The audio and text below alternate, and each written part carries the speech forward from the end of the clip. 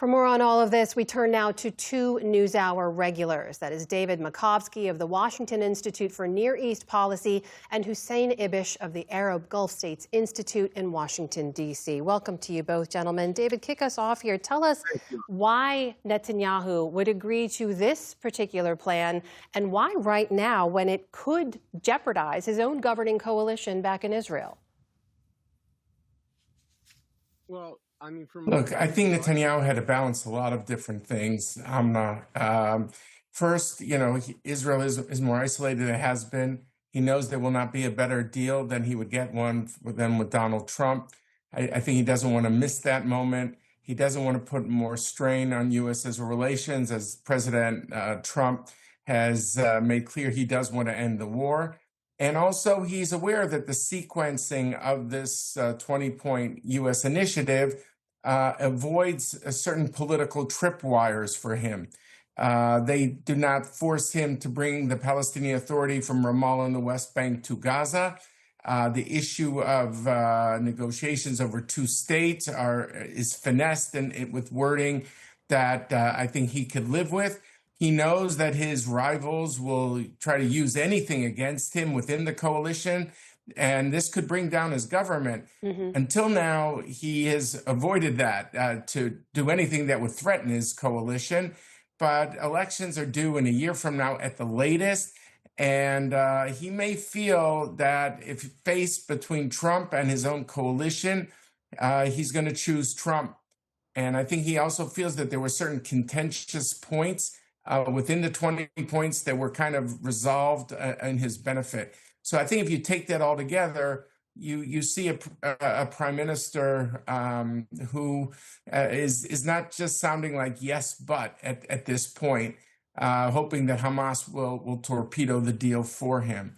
Well, I think, David, if I may, let me bring in Hussein on that point. Then you make the segue for me, Hussein. What now with Hamas? The plan sits with them. Yeah. Trump has said if they don't accept it, Israel has his permission to quote unquote finish the job. Are they incentivized to join on the plan? Whatever that means. Yeah, I have no idea what finish the job means. Nobody knows, least of all the Israeli military, which will be handed the job, which they don't want, because they don't have a mission that can be described in any coherent, intelligible sense. But look, the earlier drafts of this document that I have had described to me in detail by people who know about it, and diplomats who are very familiar with earlier drafts, was a lot more reasonable towards Hamas and towards the Palestinians. Essentially, Netanyahu has convinced Trump to water this agreement down, as David said, finesse issues like the Palestinian right to a state, which is something Israel has never recognized ever, down to the point of meaninglessness. It is basically an instrument of unconditional surrender, with one exception, which is the release of prisoners. That it's specific about that. Everything else is pretty well laid open to the voluntary action of Israel to, go according to its own judgment. And I think it's going to therefore be very difficult for Hamas to agree to this. They might have agreed to an earlier version because they have their eyes set on the West Bank rather than Gaza and political power among Palestinians rather than this endless war with Israel they've gotten into. So I think they might well have agreed to the earlier versions, but Netanyahu took out everything that might have been appealing to them. And I agree, he's relying on them to torpedo this, and I think it would be kind of dumb for them to do it because they say yes. And Hussein, if I may, am I hearing you say you don't think that Hamas would sign on to this? Is that correct? I would be surprised if they do, though they're under tremendous pressure. Netanyahu faces the triple pressure of the military, the public, and Trump. Hamas faces pressure from everyone, absolutely everyone, not least of which the Palestinian people.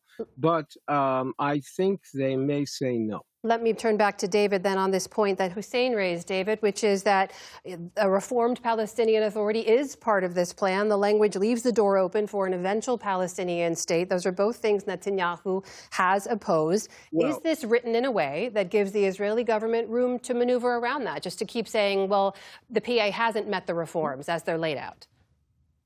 sure. But I would say this, and let's, to be fair about it, is that they're front loading here very important things that the world has wanted, the Arab world has wanted, the Muslim world has wanted, which is end the war, surge aid into Gaza, begin reconstruction of Gaza.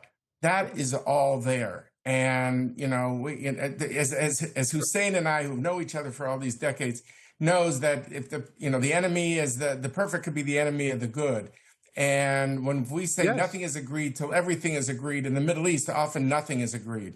I think what the president's trying to do here is to say, let's just end the war now. Let's release the hostages and Palestinian prisoners. Let's surge the aid. Let's begin reconstruction, create a mechanism, close the door on Gaza annexation for Israel. No forced displacement by anyone. And Gaza for the Gazans, essentially, the whole Riviera concept of Trump, of immigration is clearly, explicitly said this is not what they're trying to do. So Well, I the do problem, think that David, there are a lot of elements here that people would like and that we should get going so on. I agree with that. Hussein, I'll just note, I'll give you the I last word agree here. with We've got you. about a minute left. Please go ahead.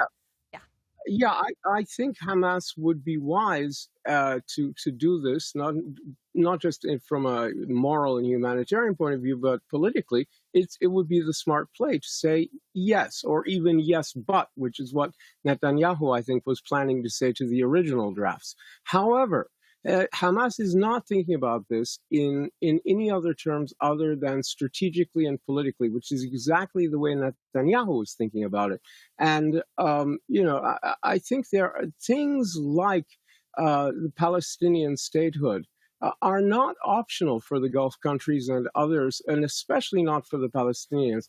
And Israel must be compelled at some point to recognize that Palestinians have the right to a state. They've never acknowledged that, and they must acknowledge that. And until they do, there's going to be a big problem. Gentlemen, we will have to leave it there. We hope to have you both on to continue this very important conversation. Hussein Ibish, David Makovsky, thank you so much.